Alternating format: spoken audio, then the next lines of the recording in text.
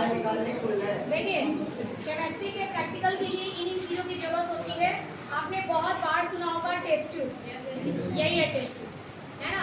ये जो यहाँ पर ये जो ग्लास इस्तेमाल किया जाता है ना, ये ग्लास डिफरेंट ग्लास होता है अन्य ग्लास के मुकाबले। जैसे हमारे घर में जो बर्तन वगैरह होते हैं उनके मुकाबले थोड़ा सा वो, हालांकि अब कांच के बर्तन भी ऐसे ही आ रहे हैं, अधिक टेम्परेचर को ये जो टॉलरेट कर सकते हैं, टेम्परेचर झेल सकते हैं। ठीक है, गर्म किया जाएगा इनको तो ऐसा ना हो कि टूट जाए, है ना। तो इनको गर्म करने पर भी उतना टेम्परेचर सह सके, ऐसे ग्लास का ये बनाया जाता है। जितने भी हम लैब में इस्तेमाल करते हैं ना ये, तो ये सारे ग्लास ऐसे ही होते हैं कि हाई टेम्परेचर को ये बियर कर सके। ओके, ये टेस्ट ट्यूब है। अब टेस्ट ट्यूब को पकड़ने के लिए मान लो कि वैसे तो हम लोग जनरली जो चीज़ें नॉर्मल करते हैं हमको पता है कि यहाँ पर ये एक्सोथर्मिक नहीं है तो हाथ में ही लेकर के करते हैं। केमिकल्स जो डाल रहे हैं वो केमिकल्स भी मतलब अगर हाथों पे आते हैं तो कोई नुकसान वाली बात नहीं रहती है ना। तो हम लोग को थोड़ा सा वो लगता था, हम लोग फटाफट ऐसे कर लेते थे। ठीक है, एक टेस्ट ट्यूब हाथ का इस्तेमाल कर लेते थे। लेकिन प्रैक्टिकल का वो होता है कि आपको कभी भी ऐसे इस्तेमाल नहीं करना है। जब भी आपको इस्तेमाल करना है तो आप हमेशा टेस्ट ट्यूब को होल्डर से पकड़ के करेंगे। ठीक है ना, ये होल्डर का इस्तेमाल करना है क्योंकि केमिकल्स वगैरह मतलब आप डाल रहे हो तो आपके हाथ में छींटे आ सकते हैं।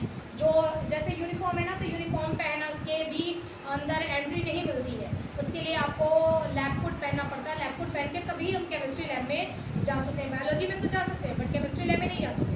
केमिस्ट्री लैब के लिए लैब कोट पहनना जरूरी होता है। और ऐसा होता है कि लैब कोट जो पहनते हैं ना, फुल लैब कोट ऐसे रहता है, उसका कपड़ा बहुत मोटा होता है। वो जो डॉक्टर लोग पहनते हैं ना, बिल्कुल वैसा ही होता है लैब कोट। अब वो भी जल जाता है, केमिकल्स इतने पड़ते जाते हैं ना कि जलता जाता है। जब जल जाता है इधर से पूरा यहाँ छेद हो गया, येलो हो गया, ऐसे हो गया, तो इसको हम लोग आस्तीन काट देते थे तो थोड़ा छोटा हो जाता था, चलो भी कम चल रहा है। ठीक है, फिर और जब इधर का जल जाता था तो आस्तीन और काट देते थे। ठीक है, तो वो हाफ बन जाता था, हाफ बन जाता था, यूज करते थे। लेकिन ऐसा पहनना अलाउ नहीं था क्योंकि ना केमिस्ट्री लैब में जा ही नहीं सकते अगर आपके पास लैब कोट नहीं है तो केमिस्ट्री लैब में एंटर करने के लिए लैब कोट होना जरूरी होता था। 160 रुपये का मिलता था उस टाइम पे, 160 उस टाइम 160 रुपये का मैंने लिया था लैब कोट। मेरे को उस समय में क्या तो बहुत गरीब थी। ठीक है, तो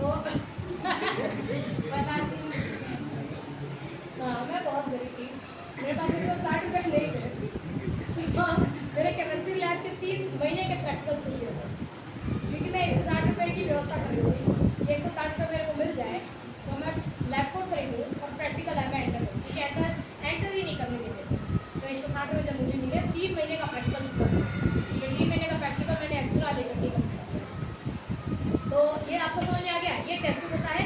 कोई भी केमिकल रिएक्शंस वगैरह कराने हैं तो वो हम इसमें इस्तेमाल करते हैं। ठीक है, और जिसमें मान लो कि आपने 2-3 ये चीज़ क्यों दिया है और ये चीज़ क्यों दिया है। ठीक है, ये स्टैंड है तो ये पीछे वाला क्यों दिया है, ताकि आप इसमें इसको रख सको। और अगर आपने 2-3 केमिकल दिए हैं तो केमिकल्स को आप इस पे रख सको। ठीक है, इसमें आपने केमिकल ले लिया तो दूसरा केमिकल इसमें, तीसरा केमिकल इसमें, ऐसा होता है ना।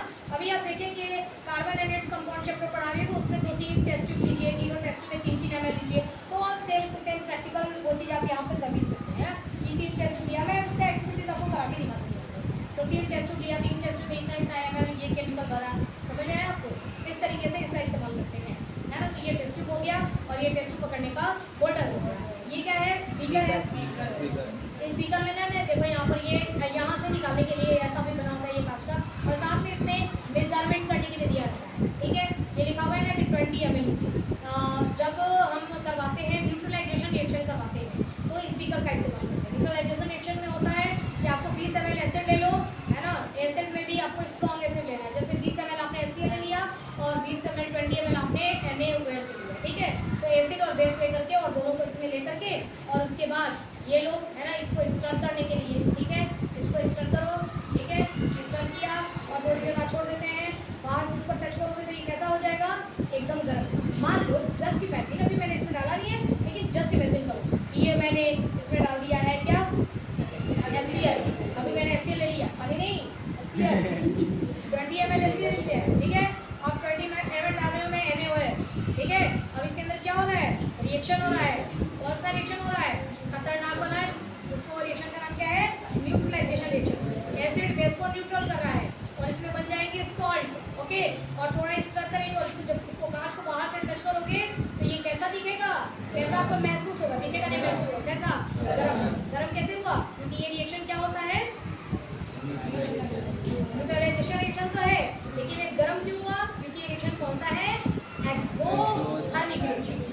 हीट देगा, रिएक्शन करने के बाद हीट निकालेगा, उसी हीट से हमको गर्म नहीं करना पड़ेगा, अपने आप ऑटोमेटिकली गर्म हो जाएगा। इतनी बात समझ में आ गया?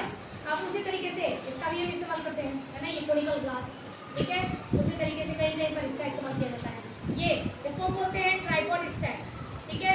इसको होता क्या है कि ट्राइपॉड स्टैंड, जैसे देखो ये ट्राइपॉड स्टैंड रख दिया, इसके नीचे यहाँ पर बर्नर रहता है, बर्नर मैंने लिया नहीं है, आप दीपक ले लो, ठीक है। वो दिया सलाई बनता था ना पहले ज़माने में, है ना, बस वही दिया सलाई बना दो। यहाँ पर एक डब्बा ले लो, डब्बे में केरोसिन ऑयल डाल दो, उसमें एक बाती लगा दो और वो जलेगा यहाँ पर, बस उसको यहाँ से जला लो, ठीक है। तो यहाँ पर ये हमारा नीचे बर्नर तैयार हो गया, ये ट्राइपॉड स्टैंड है।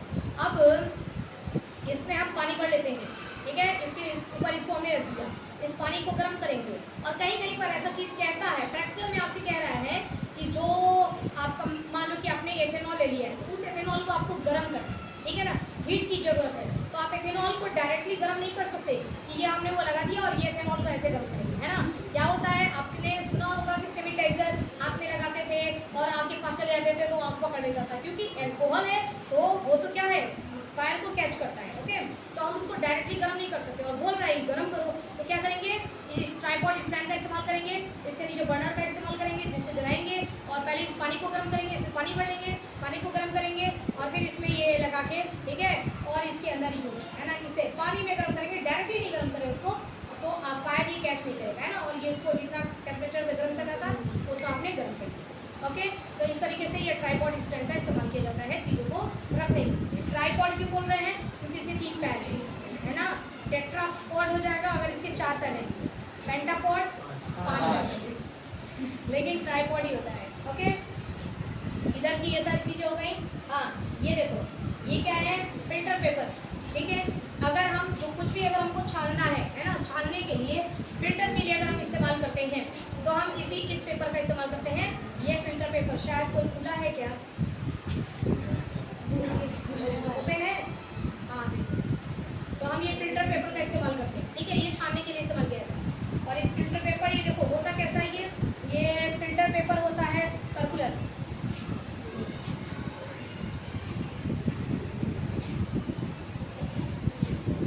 ये फिल्टर पेपर सर्कुलर होता है ना, डिफरेंट पेपर है ये सर्कुलर। पानी में जैसे गीला होगा ना, तो ऐसा नहीं कि गीला होकर के फट जाएगा, गीला होकर फटेगा नहीं, जैसे कागज फट जाता है। ये फिल्टर करने के काम आता है।